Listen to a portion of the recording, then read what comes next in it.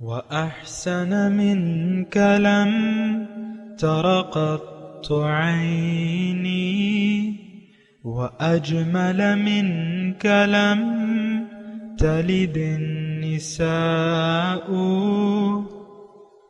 خلقت مبرأ من كل عيب خلقت مبرأ من كل عيب كأنك قد خلقت كما تشاء.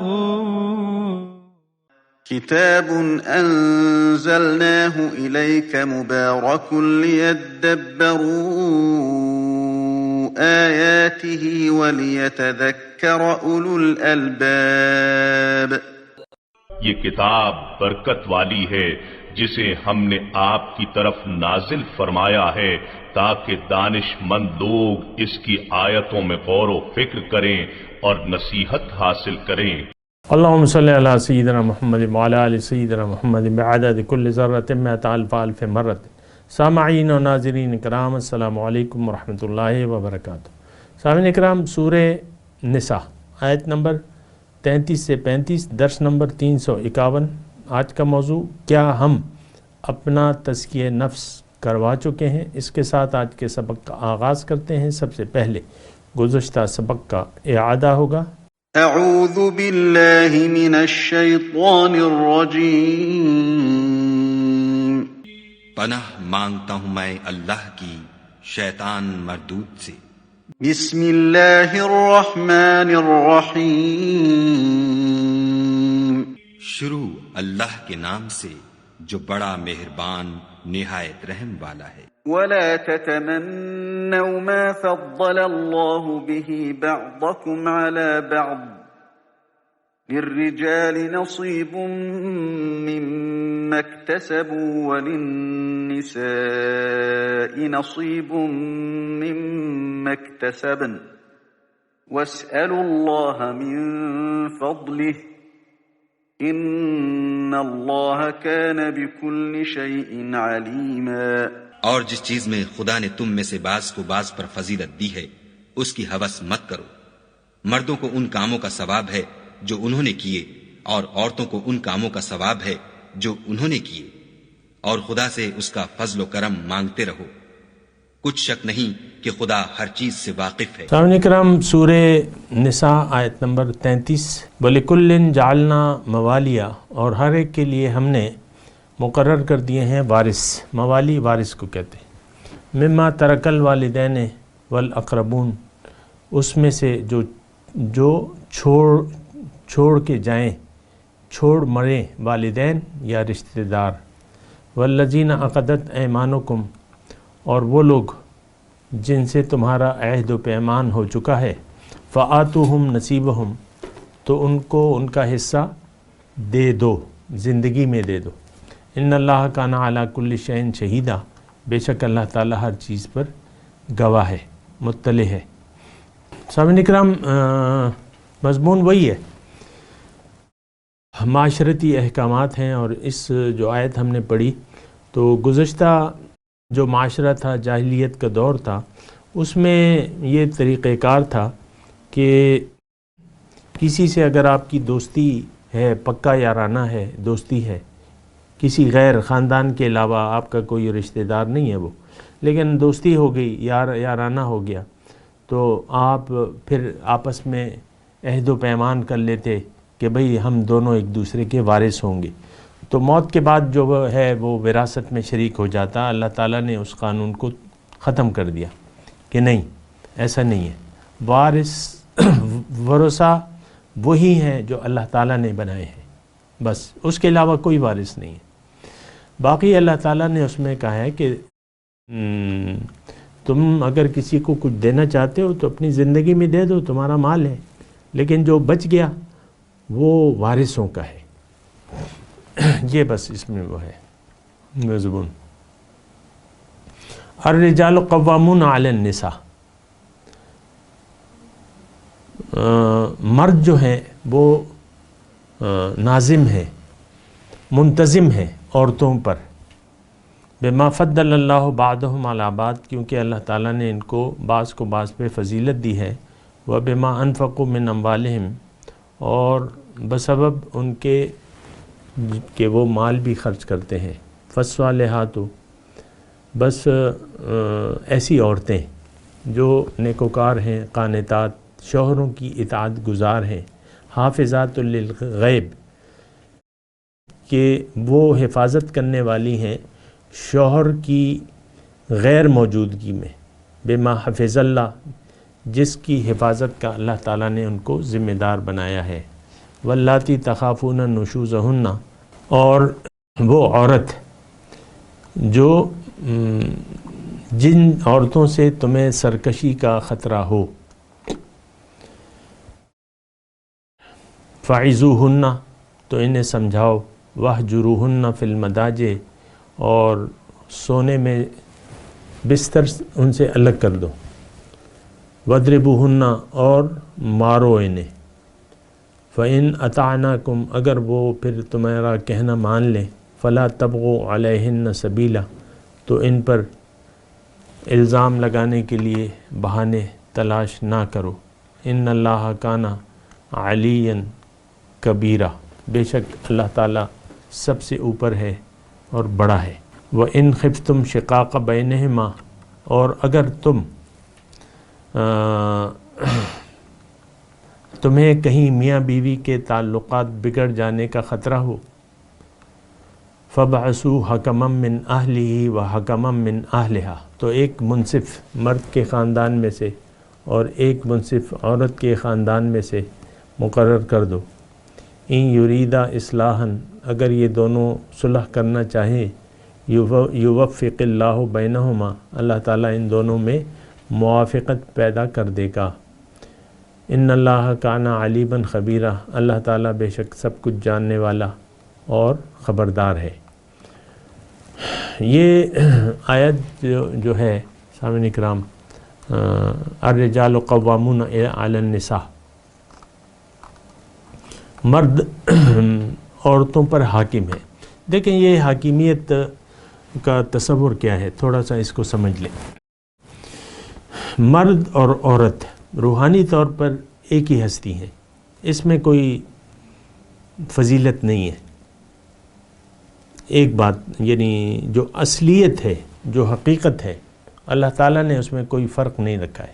بعضکم من بعض، تم دونوں ایک دوسرے کی جنس سے ہو، اور اعمال کے حساب سے اللہ تعالیٰ نے اس میں فرق نہیں رکھا ہے۔ روح، دیکھیں روح میں جنس نہیں ہوتی، یہ جنس تو اللہ تعالیٰ نے ایک حکمت کے تحت بنائی ہے۔ وہ آپ کو معلوم ہے کہ دنیا کا انسان کا بقا کے لیے اور بہت سی اس میں مصلحتیں ہیں، اور ایک نظام ہے جو اللہ تعالیٰ نے ہمارا بنایا ہوا ہے۔ ایسا تو کوئی بھی جاندار نہیں رہتا جس طرح ہم رہتے ہیں یا جو بھی ہے۔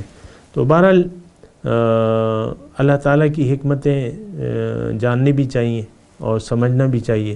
جہاں تک معاملہ ہے مرد کی بڑائی کا، تو یہ کس حد تک ہے؟ دیکھیں ہر جگہ جو ہے، یعنی آپ انتظامی طور پر یہ بڑائی کے آپ لوگ قائل ہیں، ہر جگہ ایک بڑا ہوتا ہے۔ کوئی ایسی جگہ بتا دیں جہاں پہ کوئی بڑا نہ ہو۔ ایک مثال کے طور پہ عرض کرتا ہوں، اسکول ہے، ایک اسکول ہے، وہاں بچے پڑھ رہے ہیں، تو آپ پرنسپل کے بغیر، کسی بڑے کے بغیر، ٹیچرز ہیں، اصل میں تو بچوں کو پڑھانا ہی ہے نا، تو پرنسپل کی کیا ضرورت ہے؟ مجھے بتائیں۔ اب یہ تو سارے مرد ہیں، اب مردوں پر کسی شخص کو فضیلت دینے کی کیا ضرورت ہے؟ کسی ہیڈ ماسٹر یا پرنسپل کی کوئی ضرورت ہے؟ نہیں ہے بھائی، کیونکہ سب پڑھا رہے ہیں، ٹیچنگ سب کا کام ہے۔ حکومت لکھ کے دے دے کہ بھئی یہ اسکول ہے، اس میں 1000 بچے ہیں، اور ہر استاد کی ڈیوٹی لگا دے، مثال کے طور پہ 50 استاد ہیں، 1000 بچے ہیں، 50 استاد ہیں، تو بس پڑھائیں، اپنے اپنے مضامین دے دیں، اپنے اپنے پورٹ فولیو دے دیں۔ پرنسپل کی کیا ضرورت ہے؟ کریں نا آپ یہ سوال۔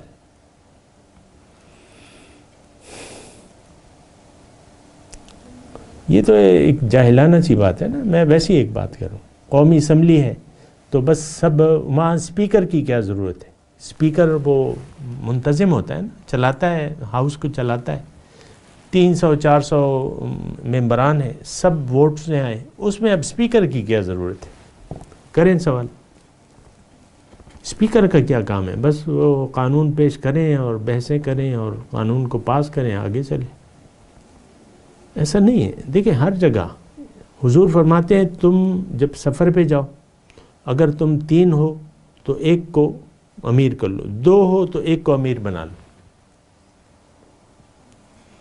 ہر جگہ جو ہے ایسا یہ نظام ہے، اس میں کوئی ایسی یعنی عورتوں کی کوئی وہ نہیں ہے کہ عورتیں کم ہیں، نہیں، ایک منتظم کی ضرورت ہوتی ہے، ایک حاکم کی ضرورت ہوتی ہے۔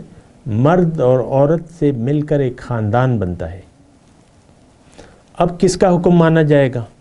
تو اللہ تعالیٰ نے اس کے لیے مرد کو مقرر کیا ہے۔ تو یہ کوئی ایسی فضیلت نہیں ہے کہ مرد بڑا ہو گیا، نہیں، انتظامی طور پہ اسکول کے پرنسپل کو انتظامی طور پر کچھ اختیارات حاصل ہیں، وہ کنٹرول کرے گا، تمام اساتذہ کو سارا خیال رکھے گا۔ اسی طریقے سے دیکھیں اس میں کوئی ایسی مشکل بات نہیں ہے۔ تو الرجال قوامون علی النساء، اب اس میں فضیلت بھی یعنی جسمانی طور پہ آپ دیکھ لیں کہ اللہ تعالیٰ نے عمومی طور پہ مردوں کو جسمانی لحاظ سے طاقت دی ہوئی ہے، عورتوں کو ذرا نزاکت دی ہوئی ہے عام طور پہ۔ میں وہ جوڈے کراٹوں والی خواتین سے ذرا ہٹ کے بات کر رہا ہوں نا، عورت ہے ہی جو جس میں نزاکت ہو، نفاست ہو، اور یہ آپ اس میں اتنے بحث کی بات ہی نہیں ہے۔ اور پھر اللہ تعالیٰ نے ایک وجہ بیان کیا وَبِمَا أَنفَقُوا مِنْ أَمْوَالِهِمْ، ایک بات نوٹ کر لیں، عورت کا میدان جو ہے وہ گھر ہے، میدان کام، میدان کار، میدان جہاد وہ گھر ہے، مرد کا باہر ہے۔ عورت کا نفقہ مرد کے ذمے ہے، عورت کمائے گا اور مرد کمائے گا، عورت گھر میں رہے گی، گھر کو چلائے گی، گھر کا خیال رکھے گی۔ یہ اللہ تعالیٰ نے ایک نظام بنایا بھائی، یہ تو مغرب نے پھر وہ کر دیا ہے نا کہ بھئی نہیں وہ برابر ہے، وہ بھی کام کرے یہ بھی کام کرے۔ ہم یہاں بھی آپ دیکھ لیں، ایک بعض گھرانوں میں ایسا ہے کہ عورت بھی لگی ہوئی ہے، مرد بھی لگا ہوا ہے۔ نہیں، اصولی طور پہ قرن فی بیوتکن، تم اپنے گھروں میں بیٹھی رہو۔ دیکھیں عام طور پہ بچے کی تربیت جو ہے وہ اصل میں ماں کرتی ہے، ماں زیادہ ٹائم گزارتی ہے نا۔ مرد بیچارہ تو سارا دن کام کرتا ہے، اس کو تو تربیت کا وقت نہیں ملتا۔ 5-6 سال جو ہے، 5 سال تو کم از کم عورت بچے کے ساتھ ہوتی ہے، 5 سال میں عمومی طور پہ۔ آج کل تو میں تذکرہ نہیں کر رہا، لیکن 5 سال کی عمر میں میری اپنی بیٹی تھی تو 4 سال میں ہم لے گئے تھے اس کو ایک سکول میں، تو اس کی پرنسپل نے واپس کر دیا اسے کہ نہیں اس کو اگلے سال لانا۔ وہ کچھ ہاتھ وغیرہ موڑ کے دیکھا کہ نہیں یہ ابھی نہیں ہے ہمارے۔ تو 5 سال ہم بھی عام طور پہ 5 سال کی عمر میں ہو جاتے ہیں۔ یہاں تو وہ اس کا میں تذکرہ نہیں کر رہا کہ آج کل کا جو سسٹم ہے۔ تو بہرحال عورت جو ہے وہ مومنہ عورت، وہ اپنی اولاد کی پہلی تربیت گاہ ہے۔ ماں کی گود سے وہ سب کچھ بچہ جو ہے وہ پیار بھی پاتا ہے اور وہ سیکھتا بھی ہے۔ بہرحال تو مرد تو باہر ہوتا ہے، وہ اس کی کمانے کی، عورت کی گھر کی ذمہ داری ہوتی ہے۔ یہ ایک ذہن میں آپ رکھیں۔ بعض اوقات یہ ہوتا ہے نا کہ عورتیں جو ہیں، یعنی ہماری ذہنیت ایسے بن گئی ہے کہ ہمارا خیال یہ بن گیا ہے کہ عورت بھی کماؤ پوت ہے۔ عورت کماؤ پوت نہیں ہے۔ مجبوری کے تحت اگر کچھ عورتیں ڈاکٹر بننا چاہیں یا بعض شعبے ایسے ہیں نرس بننا چاہیں، تو کچھ مجبوری کے تحت جو ہے عورت باہر نکل سکتی ہے، ورنہ شوہر اگر کما رہا ہے تو عورت کو گھر میں رہنے کی ہدایت ہے۔ یہ بات نوٹ کر لیں۔ باقی تفصیلات ہیں علماء کرام سے آپ حاصل کر سکتے ہیں، لیکن ہمارا تو ذہن اسلامی نہیں ہے اصل میں، وہ ایک الگ بات ہے۔ تو اب اس میں جو آیت ہم نے پڑھی ہے اس میں اللہ تعالیٰ نے عورت کی جو خصوصیات ہے وہ بیان کی ہے. فالصالحات یعنی ہمیں ظاہر ہے کہ میں تو انسان سے مخاطب ہوں، اس میں خواتین بھی ہیں مرد بھی ہیں، تو یہ آپ اپنے اندر اگر یہ صفات پیدا نہ ہوں تو آپ پیدا کریں. نیک ہونا چاہیے، مومن عورت نیک ہوتی ہے. قانتات وہ شوہر کی تابعدار ہوتی ہے. قانتات تو تابعدار یعنی اللہ کی بھی ہے، لیکن اللہ کے بعد پھر شوہر کے حکم کے تابع ہوتی ہے. فیصلہ گھر کو چلانے کے فیصلے جو ہیں وہ مرد کرتے ہیں، یہ بات نوٹ کر لیں. ایک حدیث کا مفہوم بھی ہے نا کہ جب تمہارے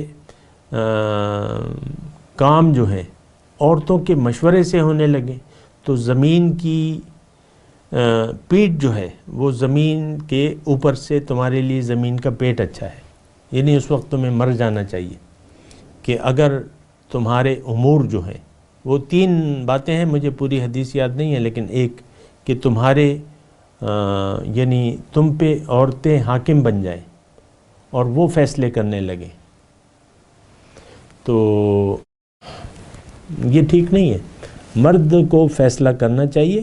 دیکھیں اسلام کے علاوہ جو فیصلہ کرنا ہے وہ تو پھر مرد نے کرنا ہے کہ کیا ہو. مرد کو سارے باہر کے جو اتار چڑھاؤ ہے اس کا پتہ ہوتا ہے. بہرحال قانتات اطاعت گزار نہ ہو بیوی تو شوہر کی حاکمیت کا فائدہ کیا ہوا؟ وہ تو حاکم تو پھر، اور اکثر مطلب آپ دیکھیں کہ بیوی چاہتی ہے کہ شوہر میرا کہنا مانے. نہیں، قانتات اطاعت گزار ہوگی. حافظات للغیب مرد کے پیچھے اللہ کی نگرانی میں اس کے حقوق کی حفاظت کرنے والی ہوگی، اس کے مال کی، اس کی عصمت کی. عورت کی عصمت مرد کی بھی ہے، مرد کی امانت ہے عورت کی عصمت جو ہے، تو وہ اس کی غیر حاضری میں اس کی جان کی عصمت کی حفاظت. اور پھر اللہ تعالیٰ نے فرمایا ہے عورتوں میں مختلف مزاج کی ہوتی ہیں.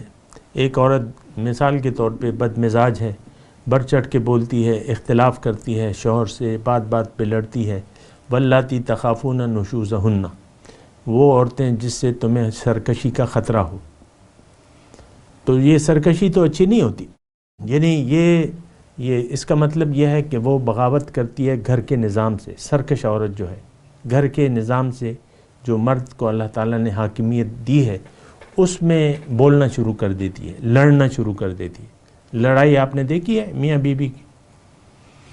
نہیں دیکھی تو دیکھ لیے یہ کہیں پہ. تو لڑائیاں بس شوہر آتا ہے تو اس سے لڑائیاں شروع کرنے لے، بات پہ لڑائی.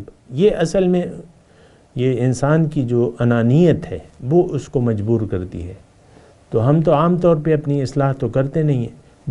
انسان جھکنا پسند ہی نہیں کرتا، خواہ کہ وہ رب کے سامنے بھی جھکنا نہیں. تو شوہر تو پھر معمولی چیز ہے، شوہر کے سامنے کیا جھکے گی. عام طور پہ میں بات کر رہا ہوں. تو اب ایسی اگر صورت آ گئی کہ میاں بیوی میں لڑائیاں ہو رہی ہیں تو اب شوہر کو یہ ایک دم شوہر نے فیصلہ نہیں کرنا، یعنی مسئلے کے حل کے لیے مسئلے کو حل کرنا ہے. تو اللہ تعالیٰ نے اس کے لیے درجہ بدرجہ ہمیں ہدایات فرمائی ہیں کہ اگر تمہیں اپنے عورتوں سے سرکشی کا خطرہ ہو تو فعیزوہن انہیں سمجھاؤ، آرام سے بٹھا کر. اگر وہ تمہاری بات سننے پہ آمادہ ہوں تو ان کو سمجھا لو. اور دوسرا طریقہ یہ ہے کہ ان سے کمرہ علیحدہ کر لو، بستر علیحدہ کر لو. وَاهْجُرُوهُنَّ فِي الْمَضَاجِعِ سونے میں جدا کر دو، سمجھانے کے لیے. تیسرا جو حربہ ہے وہ وَاضْرِبُوهُنَّ مارو انہیں. لیکن مارنے کا جہاں تک تعلق ہے تو یہ بات نوٹ کر لیں اور کہنا بہت ضروری ہے کہ انسان نے عورت کو مارنے کی اجازت دی ہے. لیکن مارنے کی حدود ہیں. ایک تو منہ پہ نہیں مارنا، تھپڑ جسے ہم کہتے ہیں، منہ پہ نہیں مارنا. اور یہ سب کچھ غصے میں نہیں کرنا آپ نے، انتہائی حوصلے سے. یعنی غصے میں آ گئے تو پھر تو کچھ بھی آپ کر سکتے ہیں، نہیں، غصے میں آپ نے نہیں آنا. یہ تو ضبط نفس والا کام ہے نا. تو گزارا کرنا ہے، سمجھا دو، یا جو ہے بستر سے الگ کر دو، یا جو ہے اس کو وہ کرو، مارو. ضرب خفیف اسے کہتے ہیں فقہی اصطلاح میں. جیسے کہ ایک مسواک ہے، مسواک تو اس کے سے ہلکی سی ضرب، اتنی کہ جسم پہ نشان نہ پڑے، یہ اس کی حدود و قیود ہے. یہ نہیں کہ آپ نے ہاکی اٹھا لی یا کرکٹ کا بیٹ اٹھا لیا، ایسا نہیں. کوئی بڑا ڈنڈا اٹھا لیا، نہیں، بالکل نہیں. فٹ ہے، فٹ. یہ دیکھیں دراصل مارنا کیا ہے کہ اپنے آپ ناراضگی کا اظہار کرنا چاہتے ہیں، اس کو جسمانی یعنی ایسی تکلیف دینا مقصود نہیں ہے. جس طرح کے کوڑے ہوتے ہیں، کوڑے 80 کوڑے 80 درے، وہ تو الگ چیز ہے. درہ نہیں، فضربوہن ضرب خفیف ہے. یہ بات نوٹ کر لیں کیونکہ سب لوگ سن رہے ہیں تو میں اس لیے آپ کو کہہ رہا ہوں. ضرب خفیف، یہ مارنے کا مقصد کیا ہے کہ تم شوہر اپنی عورت کو یہ سمجھائے اس طریقے سے کہ دیکھو اتنا اس حد تک آ گیا ہے کہ میں نے اپنا ہاتھ بھی اٹھا دیا ہے تم پہ، معاملات اس قدر بگڑ چکے ہیں. یہ بتانا مقصود ہو کہ دیکھو میں نے تمہیں سمجھایا، تم سے بستر بھی علیحدہ کر لیا، پھر بھی تم نے مان. اب میں تیسرا درجہ اختیار کر رہا ہوں اور میں تمہیں ضرب خفیف دے رہا ہوں تاکہ تمہیں صرف اپنی احساس ہو کہ تم کیا کر رہی ہو. بس یہ اتنا کچھ ہے. اس کے بعد اگر نہ ہو تو پھر فَإِنْ أَطَعْنَكُمْ، اگر وہ تمہاری اطاعت قبول کر لیں تو فَلَا تَبْغُوا عَلَيْهِنَّ سَبِيلًا، تو اس پر پھر الزام لگانے کے بہانے کچھ اور مت کرو. بات مان لی ضرب خفیف سے، وہ تمہاری بات مان لی کہ ہاں ٹھیک ہے اب ہم رہیں گے اطمینان سے، تسلی سے، نہیں لڑوں گی میں. تو بعض عورتیں تو مجبور ہوتی ہیں اپنی طبیعت سے کہ لڑے بغیر، شوہر سے لڑے بغیر ان کی روح کو چین نہیں ملتا. ارادہ کر لیتی ہیں لیکن آئندہ میں نہیں لڑوں گی، شوہر سے کہتی ہیں میں آئندہ نہیں لڑوں گی تم سے، میں لڑنا نہیں چاہتی. پھر بھی وہ جو نفسانی تھا، یہ اسی لیے دیکھیں اسلام نے تو ہمیں سب سے پہلے کہا ہے کہ تم اللہ کے بندے بن جاؤ، اللہ کو منزل بنا لو، اپنا تزکیہ نفس کروا لو کسی سے، پیغمبر سے. تم پاک صاف ہو جاؤ گے، یہ سارے جو نفسانی تقاضے ہیں تم میں ختم ہو جائیں گے، خواہشات نفسانی جو بری ہیں وہ ختم ہو جائیں گی. یہ دین جو ہے نا، یہ اسی لیے دین کو اگر آپ اپناتے ہیں تو اس میں بہت بڑی حکمتیں ہیں. یہ نہیں ہے کہ بس صرف آپ کی آخرت سنور جائے گی، نہیں، آپ کی پہلے دنیا سنورے گی. اگر اللہ کی بندگی کو آپ قبول کر لیں اور تزکیہ نفس کروا لیں آپ کسی مزکی سے، تو سب سے پہلے آپ کے گھر کی زندگی جو ہے وہ جنت بن جائے گی. تو یہ بڑی بات ہے.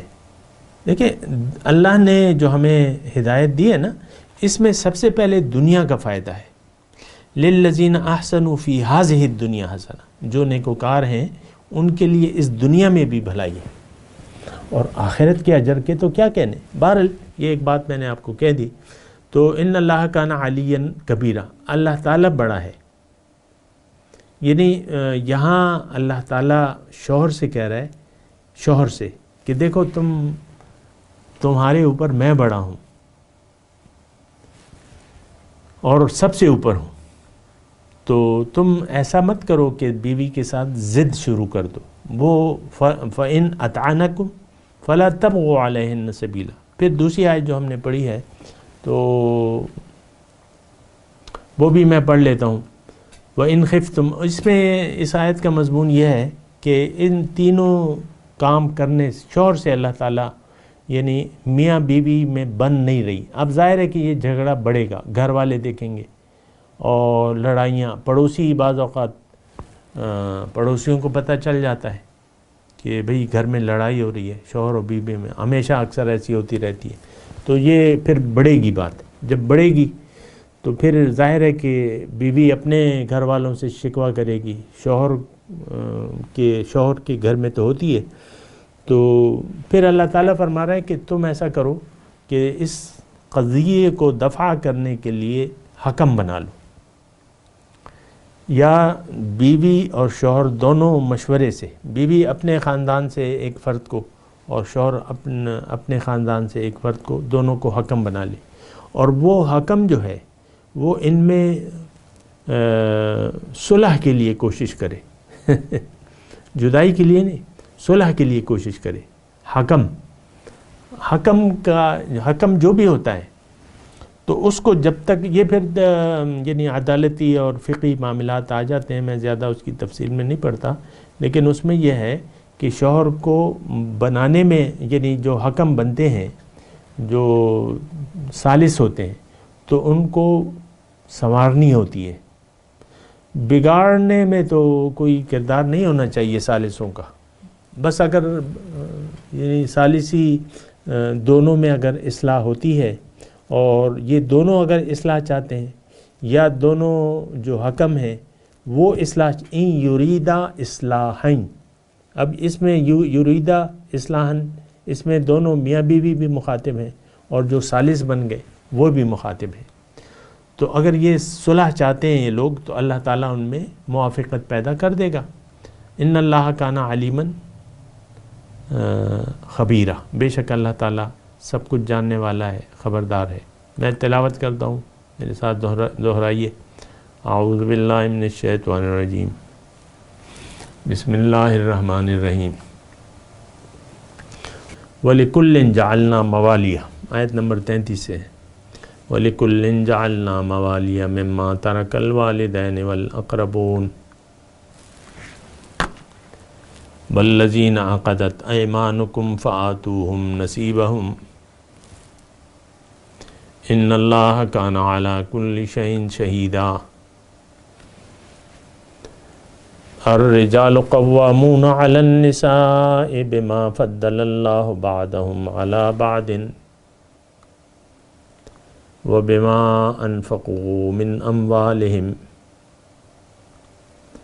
فالصالحات قانتات حافظات للغيب بما حفظ الله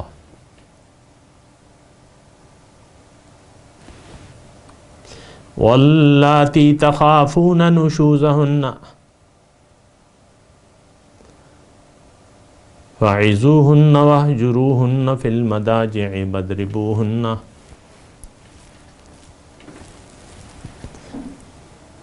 فَإِنْ أَطَعْنَكُمْ فَلَا تَبْغُوا عَلَيْهِنَّ سَبِيلًا إِنَّ اللَّهَ كَانَ عَلِيًّا كَبِيرًا. وَإِنْ خِفْتُمْ شِقَاقَ بَيْنِهِمَا فَبَعَثُوا حَكَمًا مِّنْ أَهْلِهِ وَحَكَمًا مِّنْ أَهْلِهَا إِنْ يُرِيدَا إِصْلَاحًا يُوَفِّقِ اللَّهُ بَيْنَهُمَا إِنَّ اللَّهَ كَانَ عَلِيمًا خَبِيرًا.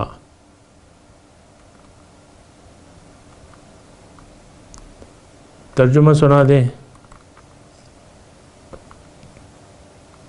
وَلِكُلٍّ جَعَلْنَا مَوَالِيَ مِمَّا تَرَكَ الْوَالِدَيْنِ وَالْأَقْرَبُونَ، اور ہم نے بنائے ہیں ہر ایک کے وارث جو ترکہ چھوڑ جائیں والدین یا رشتہ دار. وَالَّذِينَ عَقَدَتْ أَيْمَانُكُمْ فَآتُوهُمْ نَصِيبَهُمْ،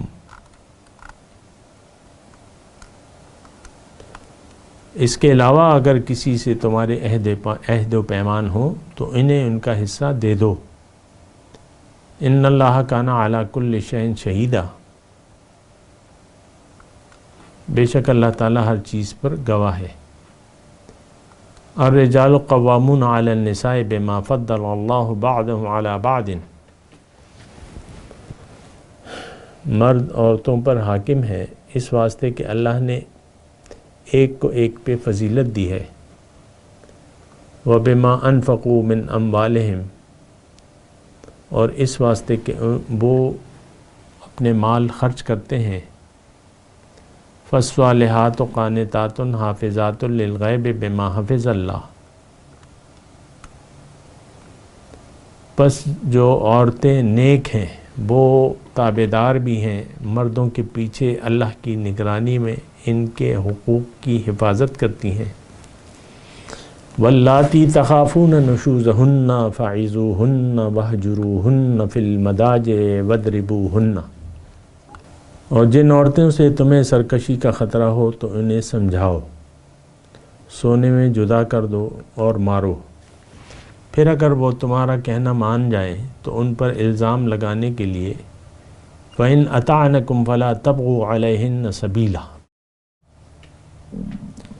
اگر وہ تمہارا کہنا مان لیں تو ان پر الزام لگانے کے لیے بہانے تلاش نہ کرو. ان اللہ کان علیٰ کبیرہ. بے شک اللہ تعالیٰ سب سے اوپر بڑا ہے. وَإِنْ خِفْتُمْ شِقَاقَ بَيْنِهِمَا. اور اگر کہیں تمہیں میاں بیوی کے تعلقات بگڑ جانے کا خطرہ ہو فَبْعَثُوا حَكَمًا مِّنْ أَهْلِهِ وَحَكَمًا مِّنْ أَهْلِهَا. تو ایک منصف مرد کے خاندان سے اور ایک منصف عورت کے خاندان سے مقرر کر دو. ان یرید اصلاحا یوفق اللہ بینہما. اگر یہ دونوں صلح کرنا چاہیں گے تو اللہ تعالیٰ ان دونوں میں موافقت پیدا کر دے گا. ان اللہ کان علیما خبیرا. بے شک اللہ تعالیٰ سب کچھ جاننے والا خبردار ہے. اب ان آیت کی تلاوت اور ترجمہ. اعوذ باللہ من الشیطان الرجیم. پناہ مانگتا ہوں میں اللہ کی شیطان مردود سے. بسم اللہ الرحمن الرحیم. شروع اللہ کے نام سے جو بڑا مہربان نہایت رحم والا ہے. وَلِكُلٍّ جَعَلْنَا مَوَالِيَ مِمَّا تَرَكَ الْوَالِدَانِ وَالْأَقْرَبُونَ وَالَّذِينَ عَقَدَتْ أَيْمَانُكُمْ فَآتُوهُمْ نَصِيبَهُمْ إِنَّ اللَّهَ كَانَ عَلَى كُلِّ شَيْءٍ شَهِيدًا. اور جو مال ماں باپ اور رشتہ دار چھوڑ مریں تو حقداروں میں تقسیم کر دو کہ ہم نے ہر ایک کے حقدار مقرر کر دیے ہیں. اور جن لوگوں سے تم عہد کر چکے ہو ان کو بھی ان کا حصہ دو. بے شک خدا ہر چیز کے سامنے ہے. الرجال قوامون على النساء بما فضل الله بعضهم على بعض وبما أنفقوا من أموالهم فالصالحات قانتات حافظات للغيب بما حفظ الله واللاتي تخافون نشوزهن فعظوهن واهجروهن في المضاجع واضربوهن فإن أطعنكم فلا تبغوا عليهن سبيلا ان اللہ کان علیا کبیرا. مرد عورتوں پر مسلط و حاکم ہیں اس لیے کہ خدا نے بعض کو بعض سے افضل بنایا ہے، اور اس لیے بھی کہ مرد اپنا مال خرچ کرتے ہیں تو جو نیک بیویاں ہیں وہ مردوں کے حکم پر چلتی ہیں اور ان کے پیٹھ پیچھے خدا کی حفاظت میں مال و آبرو کی خبرداری کرتی ہیں. اور جن عورتوں کی نسبت تمہیں معلوم ہو کہ سرکشی اور بدخوئی کرنے لگی ہیں تو پہلے ان کو زبانی سمجھاؤ. اگر نہ سمجھیں تو پھر ان کے ساتھ سونا ترک کر دو. اگر اس پر بھی باز نہ آئیں تو زد و کوب کرو، اور اگر فرما بردار ہو جائیں تو پھر ان کو ایذا دینے کا کوئی بہانہ مت ڈھونڈو. بے شک خدا سب سے اعلیٰ اور جلیل القدر ہے. وَإِنْ خِفْتُمْ شِقَاقَ بَيْنِهِمَا فَابْعَثُوا حَكَمًا مِّنْ أَهْلِهِ وَحَكَمًا مِّنْ أَهْلِهَا إِنْ يُرِيدَا